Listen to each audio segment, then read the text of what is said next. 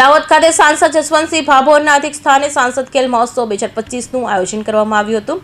મહાનુભાવોએ દીપ પ્રાગટ્ય કરી ખેલ મહોત્સવની કાર્યક્રમને ખુલ્લો મૂક્યો હતો।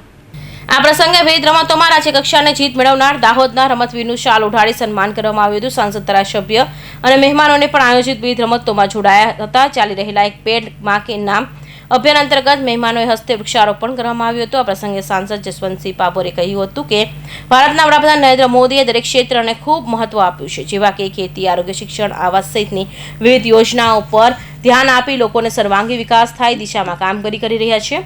આ સાંસદ ખેલ મહોત્સવ હેતુ યુવાનો ફિટનેસ, રમતગમત અને સ્વસ્થ જીવનશૈલી તરફ પ્રેરિત કરવાનો છે। આ મહોત્સવમાં માત્ર આધુનિક રમતો નહીં પરંતુ પરંપરાગત ખેલ પણ સમાવેશ છે। રમતગમતના માધ્યમથી બાળકોને યુવાનોમાં રહેલા સુસંપન્ન શક્તિઓને જાગૃત કરવાનો છે, સ્પર્ધકોના માનસિક અને શારીરિક વિકાસ કરવાનો તેમજ ભવિષ્યમાં દેશને ઉત્તમ રમતવીરો પૂરો પાડવાનો છે। આ પ્રસંગે દાહોદ ધારાસભ્ય કનૈયાલાલ કિશોરીએ કહ્યું હતું કે સાંસદ ખેલ મહોત્સવ 2025માં ફિટ ઇન્ડિયા અભિયાનને મહત્વ આપવામાં આવ્યું છે। આ મહોત્સવનો હેતુ ગામડાના બાળકોને યુવાનમાં રહેલી સુસુપ્ત શક્તિઓ જાગૃત કરવાનો, તેમના રમતગમત ક્ષેત્રે રહેલી શક્તિઓ બહાર લાવી તેમને એક મંચ આપવાનું કામ આ કાર્યક્રમ દ્વારા કરવામાં આવ્યું છે। આજે છેવાડાના ગામડાના યુવાનો રાજ્ય કક્ષાને રમતોમાં પ્રથમ ક્રમાંક આવ્યા છે। દરેકમાં શક્તિઓ હોય છે, પણ તેને એક મંચ મળવું જરૂરી છે અને આ કાર્ય આજે થઈ રહ્યું છે। સુરેશ કાપડિયા, દાહોદ।